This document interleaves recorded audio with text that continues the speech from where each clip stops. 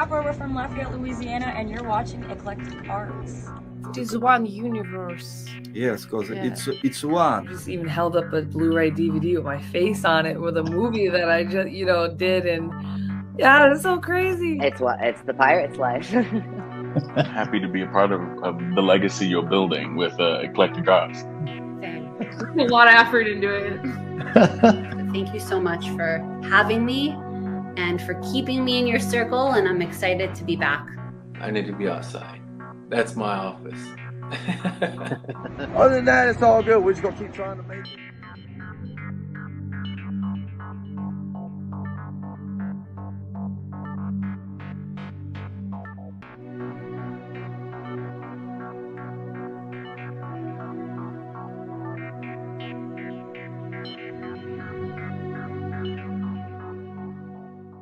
That's the best thing about the ranch, is that everything is so transparent. You know what I mean? Like, it's the only time you'll ever have an encounter that starts with so yes, we can do this.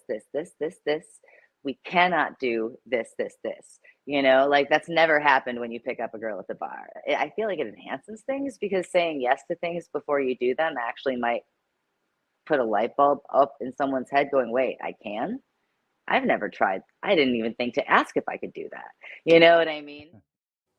Good evening, good morning, good afternoon, wherever you are in the world. I'm Mark Sugiyama from Eclectic Arts, based here in Seattle, Washington. And thank you so much for joining me on this Tuesday, the 9th of August, 2022. And as always, a few quick housekeeping details. I want to thank Julia Kahn for joining me last Wednesday. It's great catching up with Julia. It's been over a year since we last talked, and she has a new single out and that type of thing. So Julia, thank you so much for taking the time last week. And coming up, I do have another live stream confirmed, which will be Monday, the 15th of August at 6 p.m. Pacific.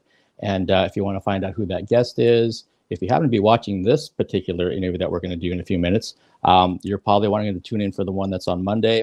And I will be revealing who that guest is probably tomorrow. Tomorrow's Wednesday. So where will I be revealing that? On my Instagram account, which is Eclectic Arts Media, one word. So that's where I post everything first, and some of that information migrates over to other social media platforms. If this is your first time joining me on my YouTube channel, if you do me a huge favor and hit that subscribe button and also the notification bell, that helps out greatly with the algorithm.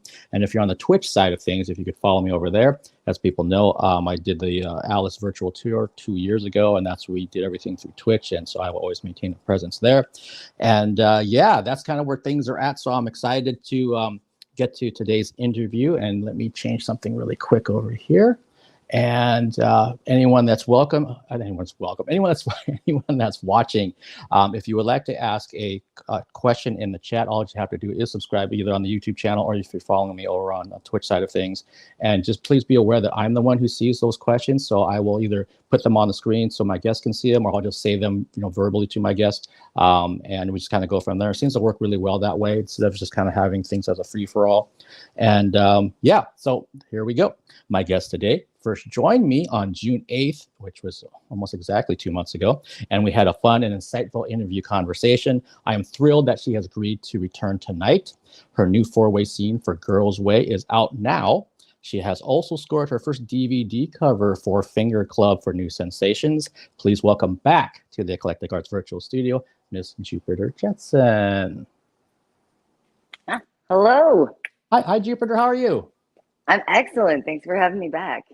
Yeah, I'm so excited that you could come back. And I like I was telling you pre-show, and the last time we did it 2 months ago, that I so thoroughly enjoyed talking with you, and it was just one of the best episodes I've really had, to be honest with you. So I'm so glad that you could come back, and here we are, and we can do part 2 and see what we can cover in the next amount of time tonight.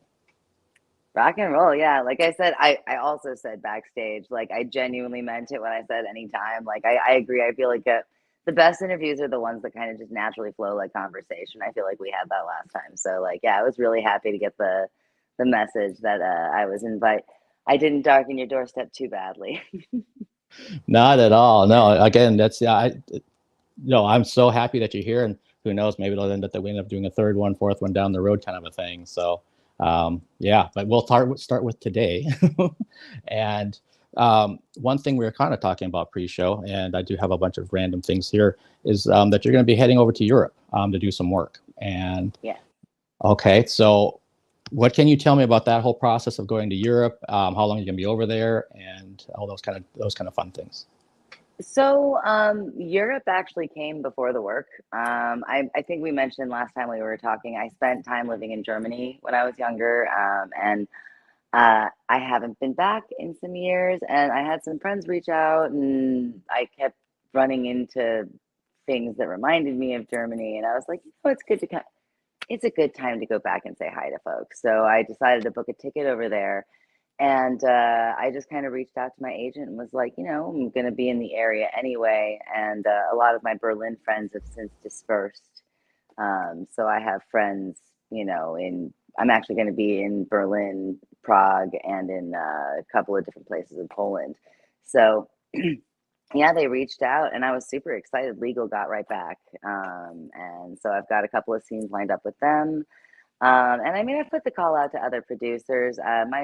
I know my specific agent doesn't necessarily have that many European contacts. I think that legal might be their main European contact. So, but they're like the top of the top in porn in Europe. So that's like, I'm like, only the very best company in Europe works with my agent. It's not a complaint. It's actually very exciting. You know what I mean? Like, or the very biggest company, at least. I'm not here trying to rank companies. I'm not trying to start any porn controversy. I'm a newbie. Don't judge me. I know. But I am really excited to work with legal, and I'm excited to, it's actually going to be my first experience with staying in like a model house, because, I'm a, grown lady and I usually just spring for hotel rooms, but I've always kind of wanted that experience, and it's just part and parcel of like shooting with legal. So I'm excited for that. It's gonna be a good time. Okay, and for people that are watching this that don't understand what a model house is in the industry, what is that? Can you explain that? I think it varies from place to place and studio to studio, but it's just an apartment, or sometimes some of these places are like actual mansions, like some of the places that the agencies have and whatnot. But it's just a house where women and men, models, like porn performers, who are in town making movies, they stay while they're there, because it's, a lot of the time, not all of us live in one of like the porn, hubs. Didn't mean to do that, but you know what I mean. Not a, the Miami, LA, Vegas. Like not a lot of us just live perfectly normal Midwestern lives, and then come out for like 3 weeks every like 6 months or so, and just back up a bunch of shoots. So, depending on how people do things, it's convenient. I just haven't done it because I bounce between LA and Vegas mostly, and I might as well get an Airbnb if I'm going to be in LA. Okay, yeah, no, and that's great information, I think, for people out there. And we kind of covered some of this 2 months ago, where I think some people have certain things in their head about like the industry. If they know nothing about the industry, they just kind of assume, oh, I think they do this or they live this way. So anytime they shoot, they just shoot all the time. It's like, well, no, like you just said, some people don't even live in that city where they're shooting. They travel to it. And also something that, especially because, I know that you have a really diverse audience, because you don't just interview adult performers, you interview a whole range of folks. A lot of people might not understand, because this happens with any kind of like, marginalized group, where people will hear one experience and assume that it is the universal experience of that group. So just because I have one understanding of an experience or a facet of the industry doesn't mean that it's the be all end all of that experience or that fact of the industry. I just want to put that disclaimer out there for your viewers. Like, you know what I mean? Frame flip, but if that makes any sense. Like, yeah, it's just my experience within the industry. It's not universal. I'm sure there's some ladies who, have a very different, way that they handle things or do things, if that makes any sense. But that's my understanding so far. Sorry. Yeah, no, that's, you're speaking about, what experiences you've had. So, and you're not speaking for the entire industry and everyone within. Yeah, no. I just, for some reason, I felt the need to disclaimer that, because I'm just like, I don't want to be speaking for the whole industry and how it works. You know what I mean? Yeah, and even for myself, when I explained, because I had somebody, when was that? Probably like a month ago, that saw some of my social media stuff, and they said, "Mark, who is that one gal?" And they were talking about you. Oh, hey. Yeah, and I said, well, did you go watch the live stream on my YouTube channel? Because it's still sitting there. You can watch the whole thing, because this is like a little snippet of the conversation we had. So, she was one, they said you were really pretty. And then two is I really like what she said. She was really funny. So I'm like, well, go watch the whole thing, because there's a whole bunch of that all for the last, hour and 10 minutes that we talked last time.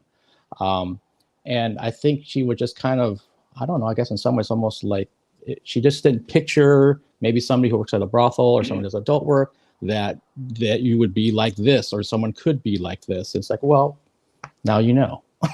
Oh yeah, absolutely. There's a lot of it's actually funny. I had I had to see an allergist a while ago, and the assistant was not the most appropriate for his job. And I'm very out and I'm open about what I do, because it's important, especially because I come into contact with chemicals that other people don't come into. Most people don't use lube as often as I do. You know what I mean?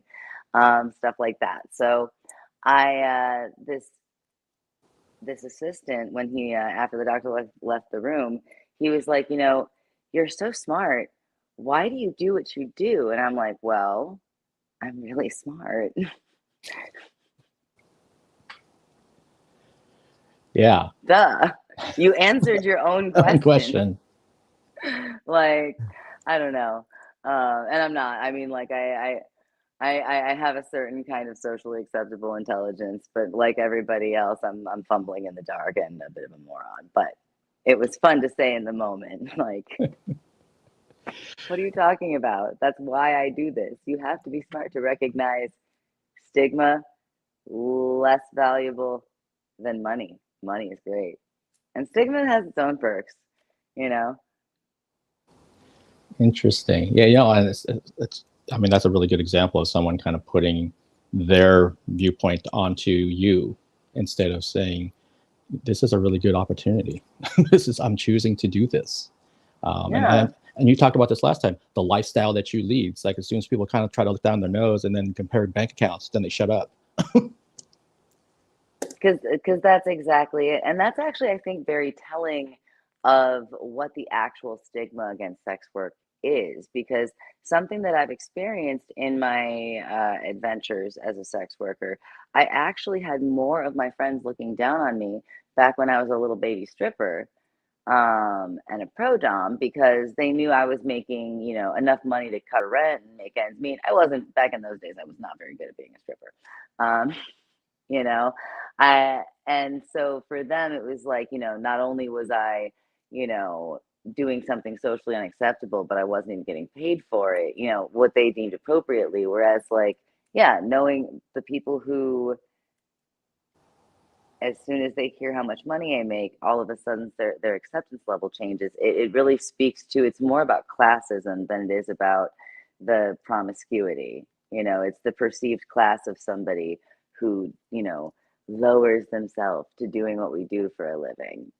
And the readjustment of attitude once they realize that fiscally we're actually of an equal or possibly higher, socioeconomic class. No, that's a really good point. And again, I think that's something that's got to be lost on the majority of people. And it's interesting that, like you said, that it became more of a something about societal class ranking when it comes to, it's not actually about the sex work. And I think if there's somebody out there right now who's maybe on the conservative side of things and they're trying to listen to this, and they're probably thinking, that doesn't make any sense to me. It's like, well, have you seen the numbers? Have you seen the facts?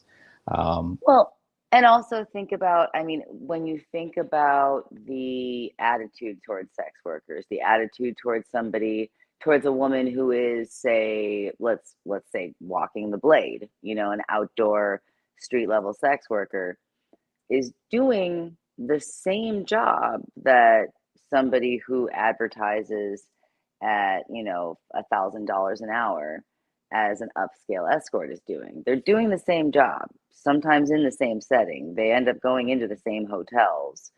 One is considered, like, they literally take anonymous photos of them and use them as props for newsreels, and the other get the quiet blind eye from the cops 90% of the time. and it's not about the job, it's about the income level and the perceived class, in my opinion. At least I'm not a scholar, at least of this subject matter, but that's just from, if I was to write a thesis on it, I would say it's less about the acts that we undertake and more about the class, because another great example is OnlyFans. Women who are pulling in 20-30K a month on OnlyFans are not getting the same kind of blowback as people who are working in a peep show. One is going to be looked down on much more than the other when it's literally the same job. Yeah, no, that's really, really, it's one of the reasons I love talking with you. You have such an interesting perception to pass on to other people. And as you said, it's been yours, not speaking to everybody. I will say though, and also speaking of things that are not mine, I do have to nod the hat to all of the kind of horror scholars that actually do the work and break down these concepts, because what I'm describing is just horarchy, which is a concept that has existed in sex work and discourse of it for far longer than I've been working at Sherry's, or even spinning around a pole. So there is also that. None of the concepts I'm discussing are anything, particularly new. They're just new to the general public. Very well put. And I want to say hi to Sandy, who joined us first in the chat. And Carmichael, good to see you. At some point, we'll see each other in person. He lives here in Seattle.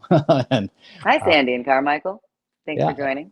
And good to see Tony, who's over in Pennsylvania. Tony is somebody I've known since the Alice tour, and he's also a concert photographer, and been a supporter of what I do. So and I think, Tony, you were with us the first time, if I'm not mistaken. So he obviously enjoyed this, so he's back. Hey.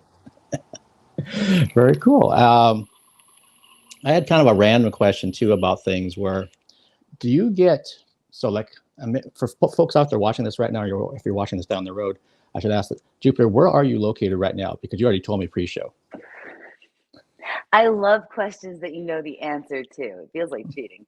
Currently I'm located at Sherry's Ranch. In particular, this is the King Arthur Bungalow, which if you're not familiar with Sherry's Ranch, if you missed the first episode, or if you aren't familiar with brothel culture, we are one of the few legal luxury resort brothels that exists outside of Las Vegas. Thank you very much. And and for those that missed the first episode from 2 months ago, the link is in the YouTube description. So when we're done here, you can watch another hour or so of what we did and kind of catch up on things. But one of the things that I was wondering about is that I'm assuming, and correct me if I'm wrong, that you probably have regular customers that like to book and schedule time with you. Yeah. Okay. Do you ever get to a point, has a client ever asked to have you come to them away from the ranch? Oh, it so often that I have an auto response. It's not, not that, yes and no. I do have an auto response on my phone, but yeah, it's often enough that I actually asked the madam here if I could add to my menu the Take Me Home package, which I would start at $10 million. But even though it's a realistically high price, she actually pointed out, well, if somebody says yes to that, you can't break the law. Very good point. So, and technically offering to break the law is breaking the law. But yeah, no, it happens a lot. And I have to remind them very truthfully, with absolute sincerity, that I'm not meant to be their wife or their girlfriend. I'm meant to be their sexual Sherpa, leading them on a journey, and waving fondly as they find their destination, and sometimes they want to go on many different mountain hikes over the years, but you don't take your Sherpa home. Your Sherpa goes home, chills out until the next trek. You know what I mean? Yeah, it's a great way to put it. You're here and Sherpa's over here. Yeah, exactly. Yeah. I feel like I do a fairly good job of making it very clear, kind of what the relationship is when someone comes to see me at the ranch, because I have friendships, you know, with my clients. Like, it's a, you know, for those who've never experienced a transactional relationship, just because it is a transactional relationship does not mean it's an inauthentic relationship. You know what I mean? So I don't have a very hard time with it, but it does happen because people get attached. But I'm fairly clear about my role as somebody who's just there as a, you know, a supportive arm of their sexual health, if you will. Supportive arm of their sexual health. I think I may have asked this last time. Have you ever thought about writing, like, I don't know, just any art? You did. Yeah. You did ask me that last time. You know, the thing is that I do like writing. I actually write recreationally. I'm a journaler, diary keeper, songwriter, what have you. But you know, I haven't really thought about writing a book on sexuality or things like that, just because I don't necessarily know if I have anything to add to the conversation. I know I'm an excellent aggregate of conversations that other very brilliant people have had about sexuality, but you know, I don't think I'm reinventing the wheel. So I don't know. I may reevaluate that stance at some point in the future, but you know, I'm not a scientist. I don't have a PhD. I'm not at the cutting edge of sexual research. I just do a lot of reading. So. Okay. Well, I clearly I went back to it again because I think just we've been talking only for 20 minutes, and the things that you say, the combination of your intelligence, and also even if it's coming from a place that you've read something, but like you said, the general mainstream isn't maybe aware of it or looking at it that way. Seems like it would be what a great conduit to get them to maybe look at things differently. If it was, you know, a journal or articles or something that was written by you, because you have a way with words for sure. Thank you. Yeah. Not the first time I've heard it before, but yeah, it's something that I've definitely put thought to, and I've definitely thought of doing something shorter form, like a blog, because a blog feels more like aggregate information, which is more kind of my bag. Like, I read what smarter people do, and then I can relay it, you know. But I always say I'm the most useless kind of smart, you know. Like, I'm not like, you know, cure cancer smart. I'm just kind of like mildly disgruntled most of the time smart, you know? Well, I think, you know, the audience right now probably would agree with this, that your intelligence also is a part of your personality, and it's just something that really, it's just very enjoyable, to be quite honest with you. So. Rock and roll. Yeah. And this is kind of switching gears a little bit.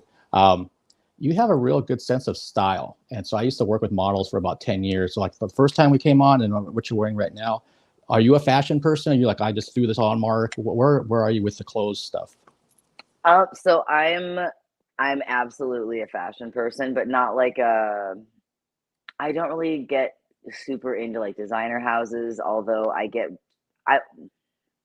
my big fashion thing, and I don't know how on brand this is Goodwill.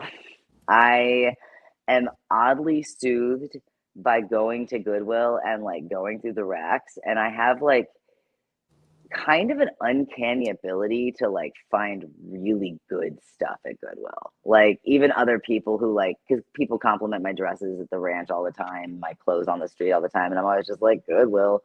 And they're just like, how do you find, because like I've got like a silk collection, a cashmere collection, like I've got a bunch of furs, like all that kind of stuff, all Goodwill, you know, pretty much all Goodwill, because I love trolling through and finding vintage stuff, you know, weird stuff that you'll never find a second time, you know, that kind of thing. Wow, that's well, now that I think about it, I mean, there's one model in particular is kind of similar. When I first started working with her, and I thought she must have been spending all kinds of money on the stuff that she was bringing to the shoots, and I kind of found out it's like, oh no, Mark, I got this one at the Seattle Goodwill, and I got this one over at Bellevue, and I got this one over there, and she loved also that hunt also for it. Yeah. Oh, yeah. It's like the feeling like when I went through my cashmere phase, because I went through like a total cashmere phase last winter, because I was cold all the time because I left all of my warm stuff in Ohio. And um, like just like kind of like doing like the textile, like feeling like, because there's at a certain point, like, I don't know, I can just feel like the fiber that I'm looking for. Like when I went through my silk phase, I can identify silk by like feel, and also, I mean, I carry an extra ring with me just in case. But like, I'm a nerd for that kind of stuff. Like I don't really do like fast fashion, or like I would never pay full price for like anything designer because it's just insanity. Like if someone else wants to buy me, like Terry Mugler, I'm not gonna say no, but like I'm not doing that. Okay, and I don't know if they have this at all of the Goodwills, but up here at least, the main hub in downtown, well, not downtown Seattle, but they have this thing annually called the Glitter Sale, where they've kind of put aside certain items that they will only do once a year. And I don't know if they still do this, because I actually went one year with my model friend, and people line up super early in the morning, kind of a thing. I think they open the doors like at 8, and people are like, they're just kind of dispersed. It's like Black Friday kind of a thing, where they're just trying to find all these things through there. Oh, that sounds like my nightmare. I like going when it's like empty. Goodwill's already cheap. Like you don't need to fight for a discount at Goodwill. It's already cheap. Like so cheap.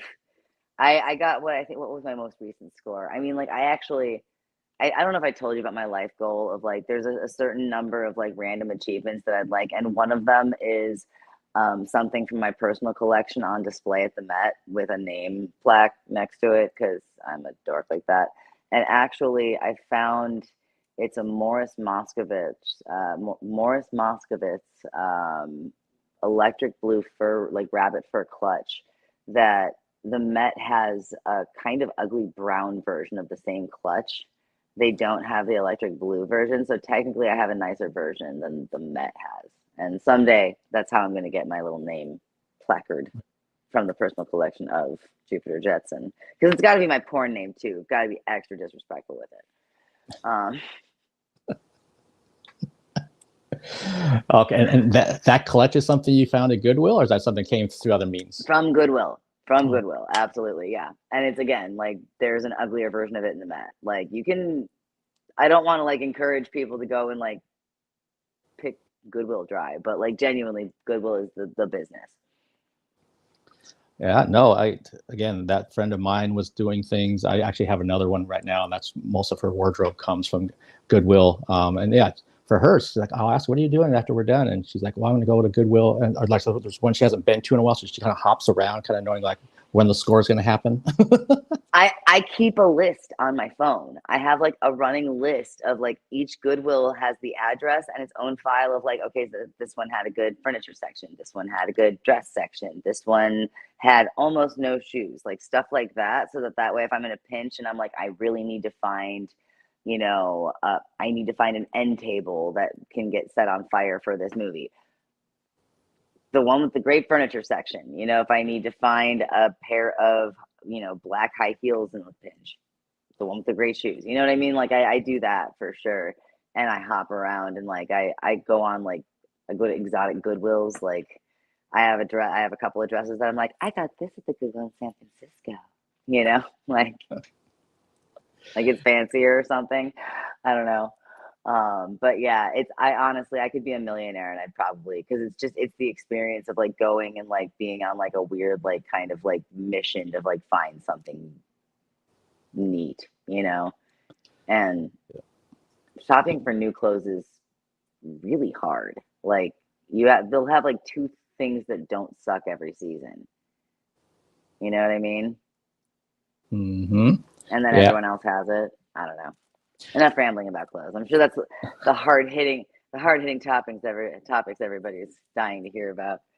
How did I get an entire room full of clothes? Because I do. My clothes have their own closets. So I thought you were like, I thought you were making fun of my TikTok. No, and when you were talking about that, you knew which ones have what.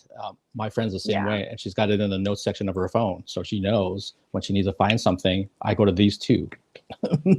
Okay, seriously, like you might know my future wife. Seriously, I'm kidding. But no, woman after my own heart, 1,000%. Because mine's also in my notes section, and it's literally called Goodwill List, and you open it up and you pop down. Like it's you have to do it though, because they're all like next to the same business. Like when I moved to Vegas, I was like, I like the one that's next to a Sprouts. They're all next to a Sprouts. All of them. Oh, that's a good point. Up here would be like if it was next to a Starbucks. It's like, yeah, that's going to help you out a lot. And they do tend to be next to Starbucks too. Yep. A lot of time. Like there's like certain businesses that like I swear that I don't know if they like smell it out and they're like, bitches like iced coffee and thrifting. I don't know if that's what it is, because bitches do love iced coffee and thrifting, and it's me. I am bitches. But and thrifting. and thrifting, man. Oh, they love iced coffee and thrifting. I'm here for it. That's like Sunday afternoon in a nutshell for me. Awesome. No, I see, and I like asking what I want to ask, which is great since I'm my own boss. I can ask the questions that I want during these things instead of someone saying you need to go through these bullet points, Mark. It's like I don't want to ask those things. And a lot of times, as you're finding out, I'm trying to listen to you, and then certain things pop in my head based on what I'm seeing too, and I'm thinking back to what we talked about. But yeah, the fashion thing, 2 pieces. I'm like, wow, she's really put together with what she wears. Thank you. Yeah. Wonder where it comes from. Now I change my clothes like 4 times a day too. I get uncomfortable. Like actually people make jokes about it here at the ranch because like guaranteed this is not, although this is actually really comfortable. I might end up wearing this all day, but half, like 90% of the time I'm like changing my clothes like 3-4 times a day. Cause I'm just like, this one's itchy now. I'm going to wear something else. You know what I mean? I'm indecisive. Okay. Well, so that brings up an interesting point. So if you change your clothes 3 or 4 times a day, and you're somewhat indecisive, do you get stuck then of like between 2 things? Is it to that point, or like I don't know if I should wear this or wear this, or you're like, nah, I'm a little more decisive than that? It depends on the day. It really depends on the day and like what the deal is. Like it's like it really just. But I absolutely like I learned the hard way that I have to be a grown up and wait until I've already picked out my clothes to smoke weed, because if I smoke weed before I've picked out my outfit for the day, I am going to stand and twirl in circles and be like, do I want pants? Do I want shorts? Do I want a dress? Do I want a jumper? And then I'll just get stuck like that for like half an hour until I'm a little more sober. So yeah, I did learn that. I have to be sober when I choose completely sober when I choose my clothing. Otherwise it's an S show. Okay, there we go, folks. There's a little tip for you if you're having the same problem when you smoke weed and you're indecisive about your clothes. Choose your outfit beforehand. Treat it like the first day of kindergarten. You know what I mean? Like lay that shit out on like a clothes hanger. Be decisive, and then get suited. Yeah, one thing I've learned with my my day job is the first time I've had something where I have a uniform. So like it's the same freaking thing every single day that I just go there, grab it, put it on, go. And I thought I would hate that kind of thing, but I'm like, in some ways this is kind of nice. I don't have to think about anything. I just put it on and off I go. And then when I'm doing this, obviously I wear whatever I want. But yeah, it's kind of weird. And I don't miss wearing uniforms. I don't miss that. I did not like uniforms. But are you a fashion person? No, I'm not. So maybe that's part of it. I feel like that's got to be the deciding line, because like there was like the people who hated school uniforms and the people who loved school uniforms, and the people who love school uniforms are the people who didn't love clothes. I could totally see that, because they don't care. They're not going to care about that aspect. It's like, just put anything on me, whatever. Versus someone who wants to look, I'm feeling this today, but I got to wear that. It's like, no, I don't want to do that. So no, that makes sense. Yeah. I mean, like boys don't really have good clothes options though. Like, I don't know, like I feel like guys have to look a lot harder to find clothes that are fun. Maybe that's just me, but like boys get fun t-shirts and then that's it. Like,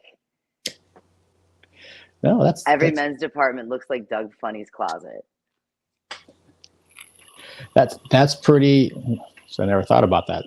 That is pretty true, because also the things that a guy wears, if it's pants and a shirt or pants and a t-shirt, it's like there's not a lot of variance to any of that stuff. You're just kind of stuck.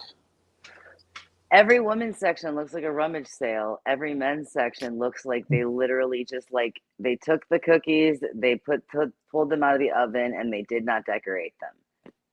You know what I mean? Like plain sugar cookies. Yeah, no, that is so true. And I see Carmack on the chat saying the same things. That's so damn true of what you do. I feel I feel like this is an underserved market. Like there needs to be like fun men's clothes. Maybe that's how I'm gonna make my million. Yep, you might be onto something. I'll cut you in if I do. Awesome. Yeah, and if you need a photographer, let me know. I'll shoot the models and anything else that you need to put on your website and your marketing materials. And so we were talking towards the end of the last last time that we talked in June about music, and you knew so many bands. I think at some point I mentioned, like, I saw Cradle of Filth, and you're talking about Danny Filth, and you're talking mentioned Cancer Slug. I think I was wearing their shirt at the time. And you're like really, really well versed in, again, I don't have a lot of guests that come on that will freaking know who Cradle of Filth is, or even know who even other musicians sometimes don't know some of the bands that I cover, which is interesting to me. I thought, well, they've been around forever, or not forever, but 20 plus years. They're pretty niche though. I mean, like, unless you were like kind of in that like goth, like metal, like scene back in like the 2000s, I can kind of see missing them. And like a bunch of the like, I'm super well versed with music just because I hop all over the place. I've been a weirdo who likes everything since I was young. So like, but I was also a goth weirdo back in the day. Still am. I think of myself as a grown up goth weirdo. Okay. Since you're a grown up goth weirdo, is there a there is a club in Vegas called Scarlet that's kind of supposed to be kind of goth oriented. Have you been there? I've been there. Yeah, I actually have. I won't say for what events, but I actually did see. That's right. We talked about. That was you that we were talking about. Vox Novacula. Yep. Because I had just seen Vox Novacula, and if I'm not mistaken, that was at Scarlet, actually. Oh, okay. Yeah. And it's really funny. I bought their t-shirt so that I wouldn't forget their name because they were phenomenal. And I actually have to ask my friend that I went with. I don't remember the name of the band that we were actually there to see. It was like one of those like last minute ticket purchases. Mm-hmm. Like I was just to tag along. I don't remember the name of the actual headliner. I remember Vox Novacula because I have their t-shirt and they were dope as hell. Punk rock, Susie Sue. I mean, Susie Sue's punk rock, but you know what I mean, like a modern century goth Susie Sue. Yeah, I enjoyed it.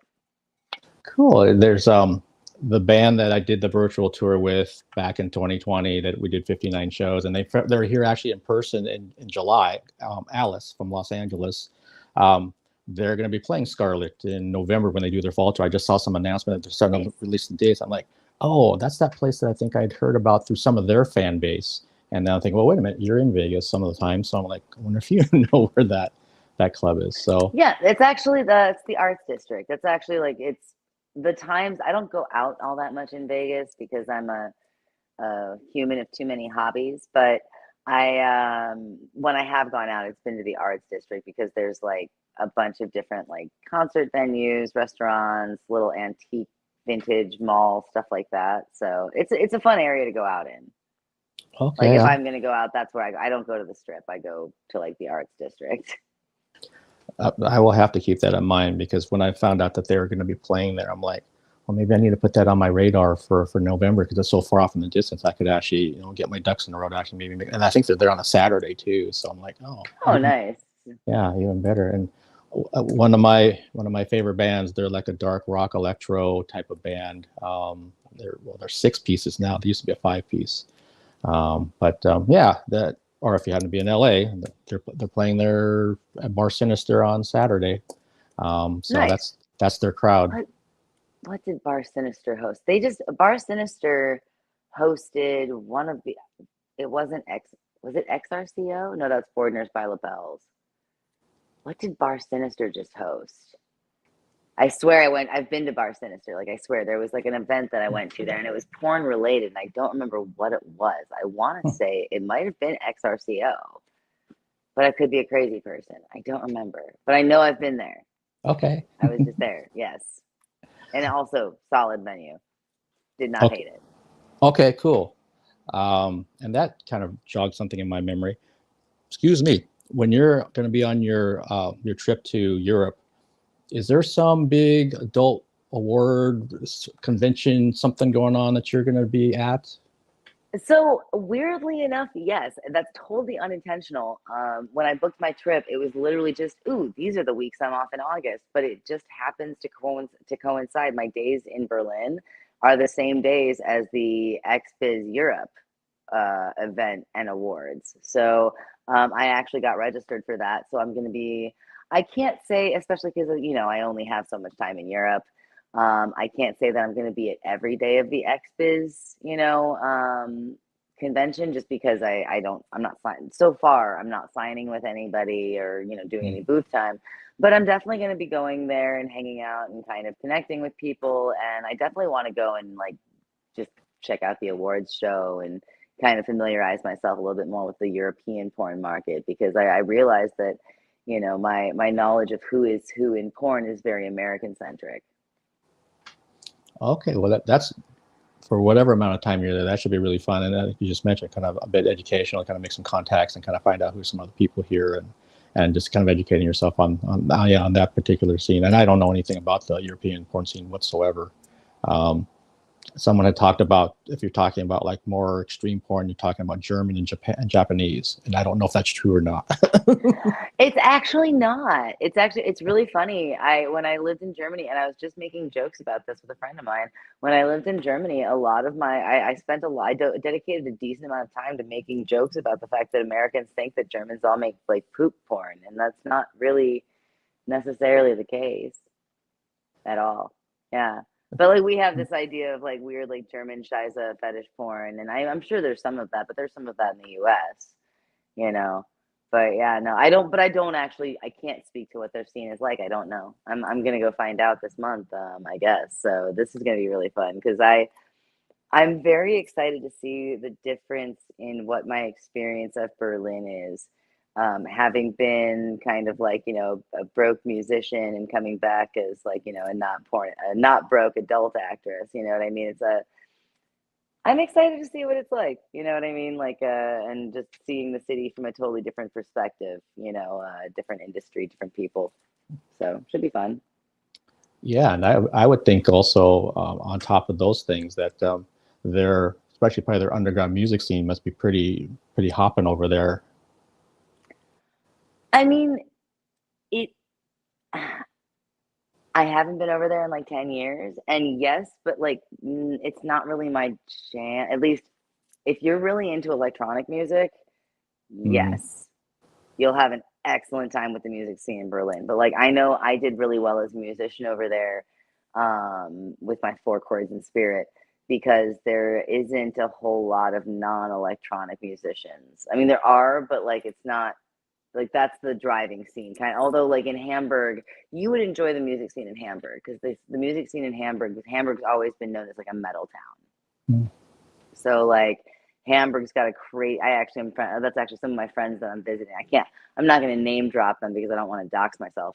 But some of my friends over there that I'm going to catch up with are in the metal scene in Hamburg. I think we actually talked about that off camera the last time we did the interview, because I also had the concern of I don't want to talk about my friends over there because I don't want to dox myself, because we're all friends on personal social media and stuff like that. So it's like one of those, like, you know, although mind you, good luck finding me. I'm a lamp essentially on the social medias, but yeah, no, it's gonna be a good time over there. And yeah, the music scene it depends on the city you're in, I think is the point I'm gonna make. Like, but Berlin was at least when I was there, it was very much so an electronic music scene. Okay, well, yeah, then you hit the nail on the head. Then for me, I need to be in Hamburg. That was why also probably like that's part of the reason why I spent a decent chunk of time in Hamburg. Yeah, because it's my closest friend. I think I told you was a lighting tech over there for different metal bands. So like Hamburg is where it's at for that kind of thing. Like, Hamburg, Poland, like Eastern Europe is great for like metal and stuff like that. But like Western Europe is really into like EDM and junglist and drum and bass and all that kind of stuff.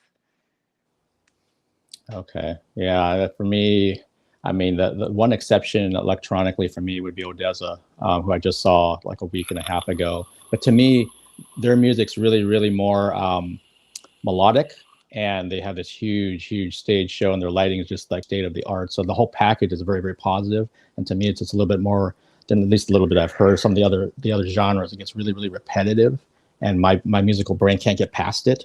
Like just keeping hearing the same loop over and over again, and the boom, boom, the bass. I'm like, okay, I get it. what else is there? I think for me it's that because, and it's hard for me to put into words for it, but the best summary I can come up with is that there's not enough negative space in most electronic music for me to avoid kind of feeling overwhelmed while I'm listening to it. Like for me, for my personal taste, I need like more negative space in my music, empty space to allow for melody and thought, all of those things. Yeah, they're kind of important. But I'm not, no shit. I mean, like I've had great times to electronic music. It's just not, if I'm on a road trip, it's not what I'm going to throw in my, on my playlist. Yeah, no, and you said it well in terms of negative space. That for me, I never thought about that way. That I need some places where the music can breathe. If it's just constantly just one thing after another, I just can't. It's like, okay, I'm done. And to be fair, it's the same issue I have with like speed metal. These days, like I don't really listen to a lot of speed metal or anything like that because it's just not enough negative space in the music. Like the older I get, the more I get into kind of like music that probably would have gotten me made fun of in high school. But I listen to like a lot of like blues and a lot of like, lately I've been on a Motown kick, but I'm all over the place. But yeah, I like music that has room and space to breathe. Yeah, I know. I was lucky enough to see, Martha Reeve, from Martha Reeve and the Vandellas from Motown. Mary Wilson, who unfortunately has passed away, but I got to see her before that happened. And I grew up hearing Motown in my house. So my mom and dad would be playing it. So that's why I had a love of hearing that kind of music, let alone, I know hearing the Beatles, hearing Elvis, it's the 70s for me. So hearing easy listening to. So that was Neil Diamond, that was Barry Manilow was in the house, and then disco. And then my neighbor got me into rock. And that's when things went a whole other direction, into hard rock, metal. That's when you found the dark side. Yep. And I haven't left all these years later. I'm still there. And I'm just letting people know that are still with us in the chat. If you have any questions for Jupiter, please put them in there as we're kind of getting close to winding this down. And if you're just wanting to be a fly on the wall, that's perfectly fine too. But if you have things to ask away. I will put them up there. I had another guest that was in the adult industry back in February, and she was talking to me about, I think I'd asked the question about, have you worked with somebody who, it didn't work for a scene? Do you have a no list, that kind of thing, about performers that you won't do other future work with? And she said she had, a few people, but one of them was that there was a guy that when they're doing the scene, she said like his balls smelled like he just came from the gym. And it was really bad. And I didn't think to ask her at the time, like, so what do? Do you just stop the scene? Do you ask the director to have him go shower? I don't know what happens in those situations. So I actually had a similar situation once, and after it happened, because what I chose to do, because I'm a professional, is because everybody had done their hygiene break and there was still a situation, you grin, you bear it. It's called acting for a reason. Most of my scenes don't require acting. Most of them don't. And even this one, I had a good time for most of it, but it was a problem. And afterwards I called my agent and I asked, because that's a great question. Like, how do you handle that? Because I don't want to hurt anyone's feelings. I don't want to make them self-conscious, because what we're doing together requires you to feel sexy and confident. And if I throw you off your game, that's not going to help anybody. My agent gave me the best solution. And also, it's just a good thing for even for boys and girls who don't smell bad, is to find a soap that I really like and just bring a small travel bottle of it and just be like, before every scene with every partner, be like, I love the way this smells. If you wouldn't mind hopping in the shower so that you smell like my favorite smell, that'd be amazing. Smart. Genius. And that way I don't have to sniff check anybody. I don't make anybody feel self-conscious. And it's actually come extra in handy because I've identified some skin allergies. So now it's actually part of my like preset checklist that I request that if any of my co-stars have used any lotion or like lubricants, that they just give themselves a quick rinse beforehand, because I'm like super allergic to lanolin and formaldehyde, and it's in like everything. So. Oh, wow. Yeah, so it ends up working out. It's ended up being a policy of politeness that's actually just carried over into a policy of common sense. So any other porn girls looking for a solution, thank my agent. Because I didn't come up with that. That was my agent. My agent is a genius.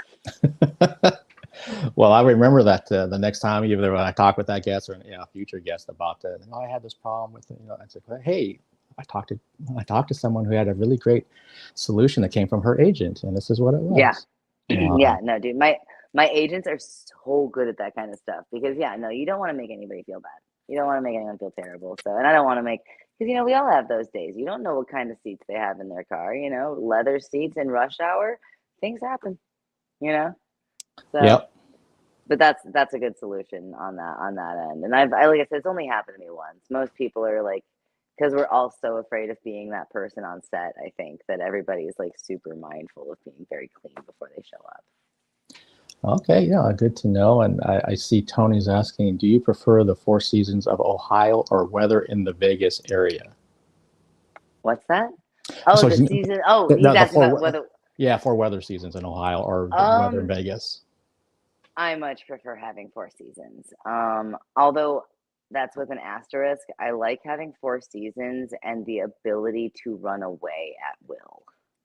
Like, I like being able to escape winter, but I do, like, I don't know. In Vegas, it gets cold, but it's cold, but with none of the fun things I like to do in the cold. Like, I cross-country ski. I like to do night hikes with friends of mine once it snows, because if you're not from a snowy area, when it snows, all the light reflects from like the moon and ambient light, so you can see perfectly clear at night in the woods. It's super dope.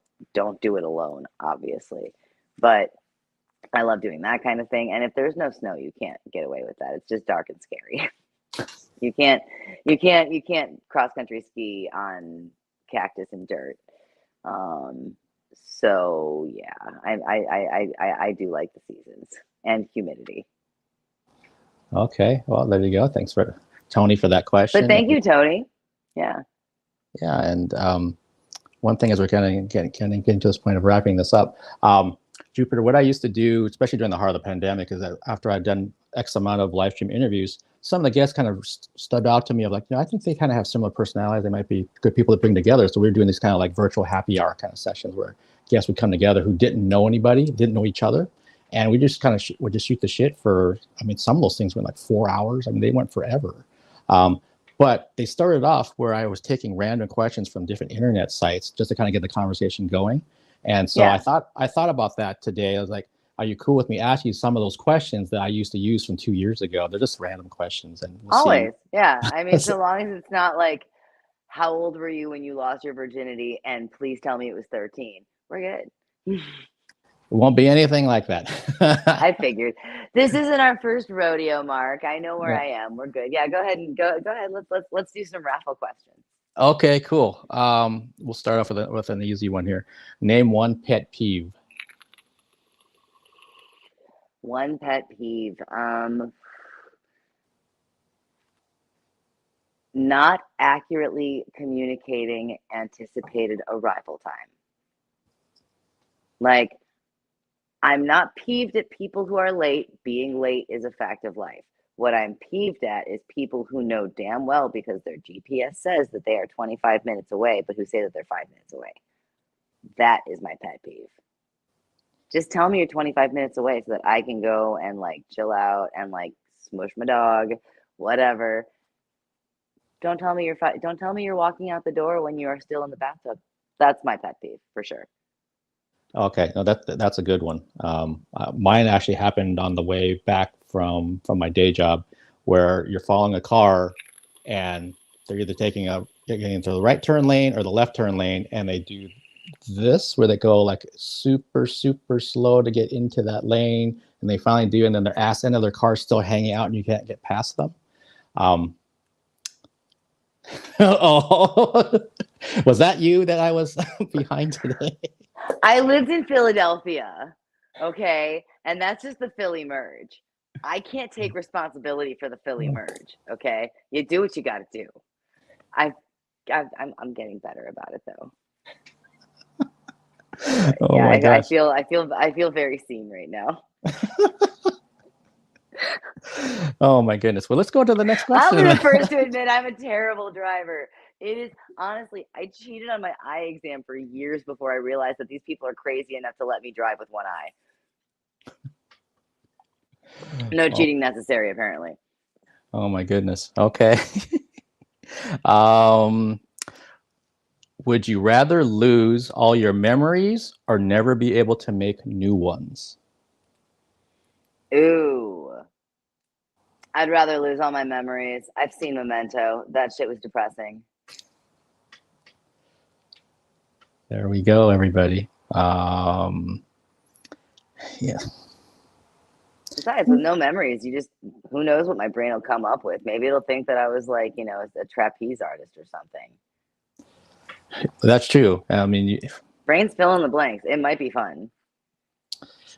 Yeah, it's true, and especially the way my brain is. Who knows what the hell I would come up with? That's actually kind of scary now I think about it. Right. What's something that you've never been able to do well?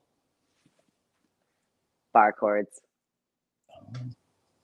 I can't, I have an entire song I wrote literally designed to teach me bar chords.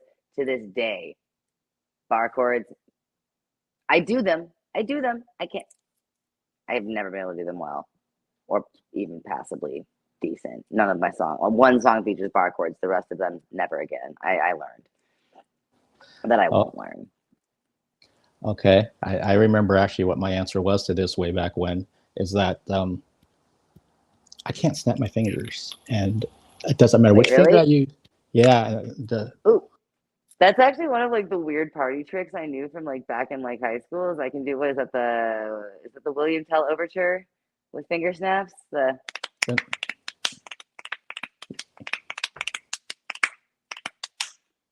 Oh, crazy! I can still do it. Yeah. Yeah. Sorry to show off, but yeah, I'm a big finger snapper in this house. Yeah, I don't know. I mean, when we were doing it with the guests, they were trying to explain to me. I was like, you don't have to explain anything. It just doesn't. I think it's about the pad. You got to touch the pads together. You got to have that full pressure. I'll have to keep the way you got to touch. I'll have to keep working on it. Yeah, keep them squishy. I'll make it my mission. I'll have you snapping someday. Okay. But also maybe, I don't know, maybe it's like cilantro, where some people just can't. It's not oh, you're gonna learn to like guacamole. No, cilantro will never be okay for you. Maybe just maybe it's a finger pad thing. You're genetically predisposed to be unable to snap your fingers. Maybe. Yeah, I don't know. It's interesting because my mom always thought it was that I couldn't whistle. I said, no, I can whistle. I can't snap my fingers. So you're getting a little tidbit of what those sessions were like about. People know a lot of things about me that I probably normally wouldn't be talking about. Well, I just had the random thought that you must seem really, really rude at poetry slams. Sorry. Yeah. There was speaking of poetry slam stuff, we had this one kid in this. So I used to work in a summer school program with high school kids to kind of get them jobs and all that kind of thing. And he started doing this. I remember I was looking at this poem that he wrote, and I was like, "Man, have you ever got up and gone to like a teen poetry slam or anything like that?" And he's like, "I've been thinking about it, but I just don't know if my stuff's good enough. I don't know if it's tight enough." And I'm like, why don't you just try like doing it with your friends or something, see if you feel confident or comfortable enough to do it, because that stuff is just like really good. And watching him just like kind of own that room in that space of like there's like maybe 20 people there, it was freaking amazing. And I don't know what he's doing. That's some bravery too. Yeah, like I can sing in front of people. I don't know if I could read anything. I just like wrote to people. That's like, I don't get to cover it up with flashy vocals. Yeah, no, that's point well taken, because that's, to me, it's similar like if you went out there and had to tell a joke, like a comedian. I mean, you're just all out there. I've had people, because I know I have a bit of a way with words, and I'm sarcastic. So like I know I'm funny, you know what I mean? But like I've had people who tell me like, oh, you're funny, like you should be a comedian. And I'm just like, dude, no, nothing would be worse than watching me try to be funny. Like I can't try to be funny. I'm just, it's just how I carry myself. But like, no one needs to see me doing comedy. It would not be okay. It would be, you know what I mean, embarrassed for other people, the cringing for them, not with them. Yeah. Got it. Name one film you've seen multiple times. Multiple times. There's a few, but I'll go with I think I name dropped Little Shop last time I hung out with you, so I'll go with Seventh Seal this time. Wow.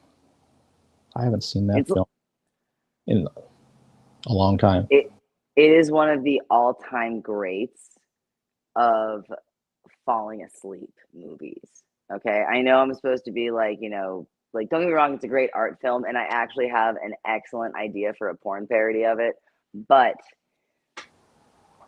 soft Norwegian, lute music, waves crashing, you are asleep in 15 minutes.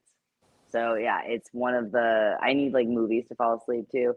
So that's been like one of my go-to like fall asleep movies for years at this point. Okay. All right. Oh gosh, this question. How many second graders could you physically fight off before you become overwhelmed? Oh man. Second graders. Okay, so refresh my memory, because I don't have kids and I'm not around a bunch of children. So like second graders, like how tall is that? Like on average, like how old are they? Like 8? That would be about 7 or 8, depending when they start. And I don't know how the height would be.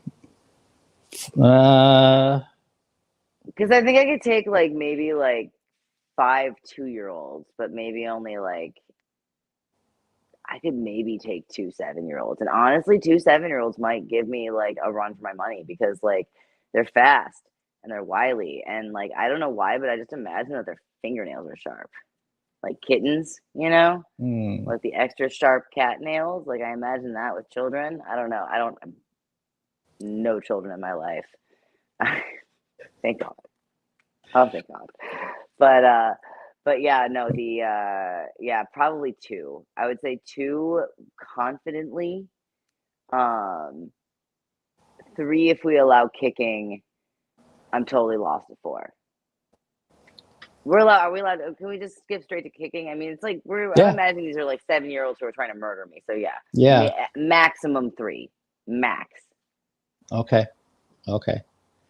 Yeah, I did my student teaching in an elementary school, and so those guys can get pretty freaking feisty, especially if they're pissed about something.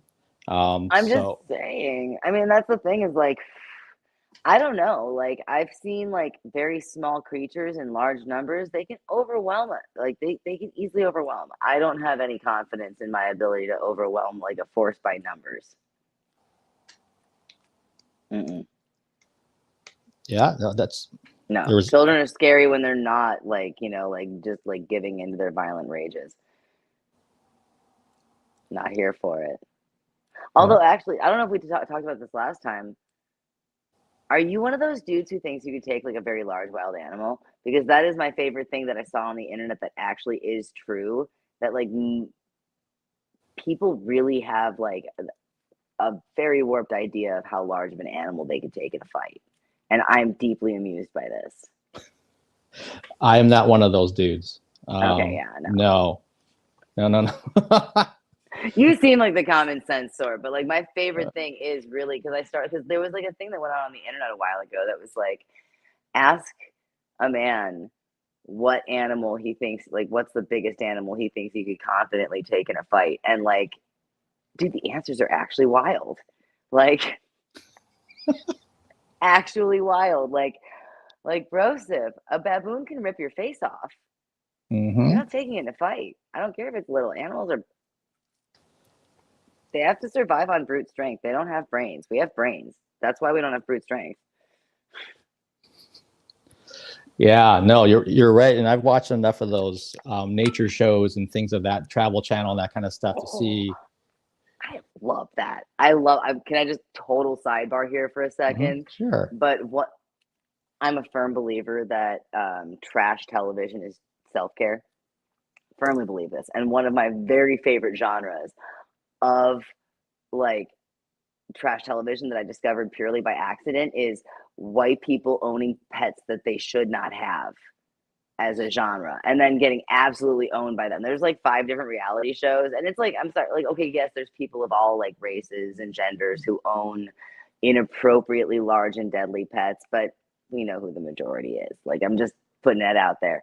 And it's just always like old white ladies and old white dudes who are just like, my pet baboon ripped my face off, or my tiger ate my nuts, or like, you know, I had this panther for years and he was just my best friend, and then one day he just decided I was food, because that's what they do.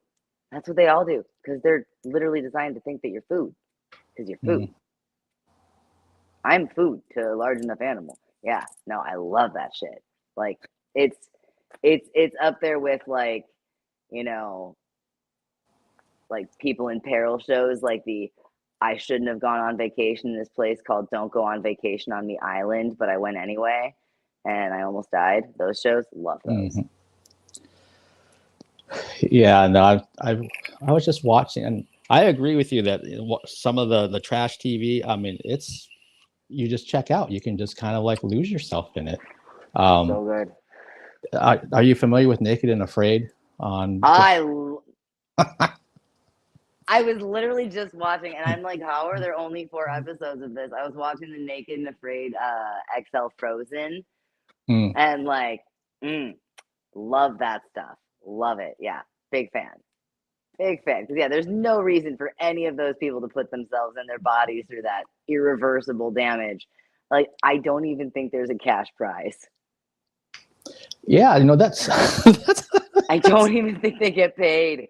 They're just like, I'm just here to wreck my butthole. Like, that's what they're there for. Like, just for the bragging rights of, I rubbed my like raw scrotum on birch bark for 2 months.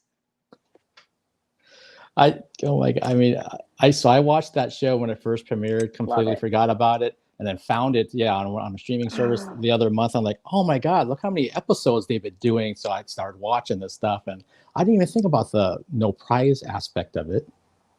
I don't think there is. I really don't. I don't think that they get, like, it's not like Survivor where they get a bunch of money. Right. And I swear to you, if there is one thing that survives from our society that like the future archaeologists find, I hope, every part of me hopes that it is just old recordings of Naked and Afraid.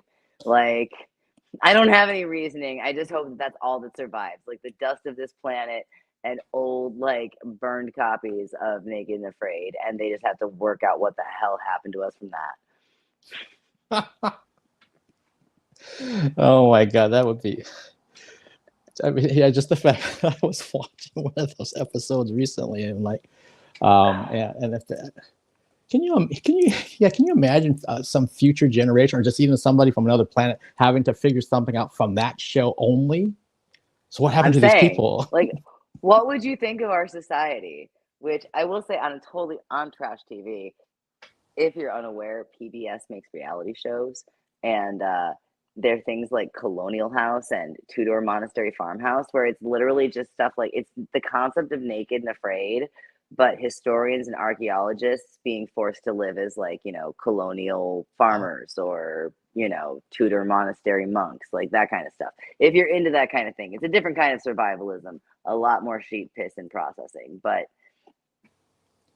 although probably same amount of urine, honestly. The last episode I was just watching of Naked and Afraid was them passing around a pea pot to stay hydrated. It was not okay. The one I was watching, the gal, she was in like the Amazon or something with it was just when they had a duo, and she was peeing into like a bamboo shoot to save it in case they couldn't make fire to boil the water, and they couldn't, so yeah, she was drinking it. And the guy was like, I'm not to that point where I need to do that. We're going to figure out a way to make right. I forget, wasn't there like a skit at some point years ago that was like, dude, why are you cannibalizing people? We've been here 2 hours. You know what I mean? It's like that. Like, why are you drinking your own piss? We just got dropped off here. They had us like drink a bunch of Gatorade while we were on the boat. Like, there's no need for that, buddy. Like, you're hydrated. Yeah. It takes a little while to get to that point.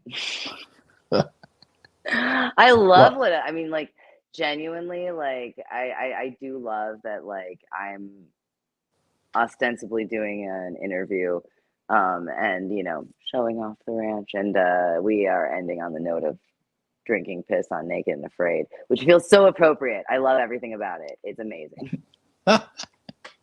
Yeah, that's what I love about my interviews. I just never know where we're going to end up and what's going to come up, but that's what makes it organic and authentic, folks. High art. Oh man, now I want to watch some of those episodes when I'm done tonight. They're on Amazon Prime. Throwing it out there. Okay, let me find one more question, and then we'll kind of wrap this thing up. Oh, okay. If I were to summon you via black magic, what 5 items would I need to conjure you in the 5 corners of the pentagram? Oh, that's such a great question. I would probably say you'd want, like, let's say, let me think about this really quick. Well, you'd want a mound of glitter, a guitar pick,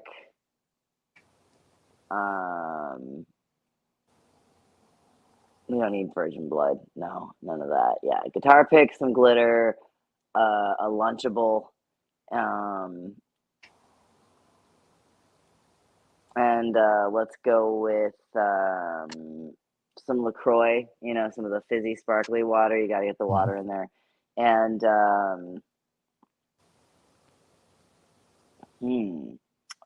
let's go with a bouncy ball.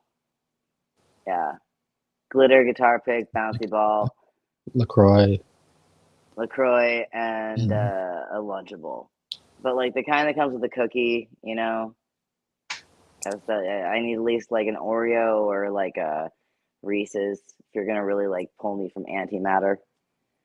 Okay, so if we can find those 5 things and stick there, then you will. Shouldn't be too hard. You'll appear. Shouldn't be too hard. I mean, but like obviously I have to have like already transcended into another plane of existence.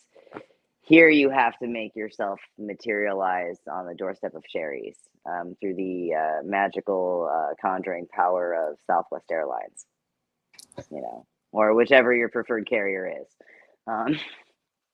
It's a little less smoke and mirrors and a little bit more pat downs of TSA, but